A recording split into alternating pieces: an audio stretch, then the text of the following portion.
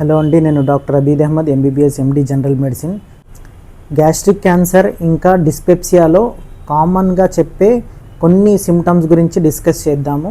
ఒకటి upper abdomen pain, అంటే పొట్ట యొక్క పై భాగంలో నొప్పి రావడము. సెకండ్, వామిటింగ్ సెన్సేషన్ ఉండడము, కొంచెం తిన్నా కూడా కడుపు ఉబ్బినట్టు ఉండడము.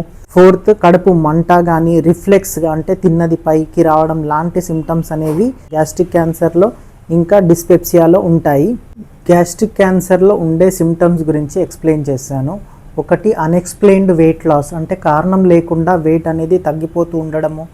ట్రీట్మెంట్ తీసుకున్నా కూడా ఈ డిస్పెప్సియా సిమ్టమ్స్ తగ్గకపోవడము.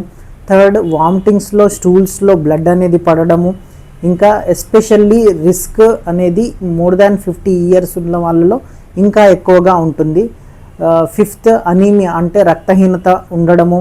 ఇలాంటి సిమ్టమ్స్ ఉంటే మాత్రం మీరు ఖచ్చితంగా డాక్టర్ని కన్సల్ట్ అవ్వాలి.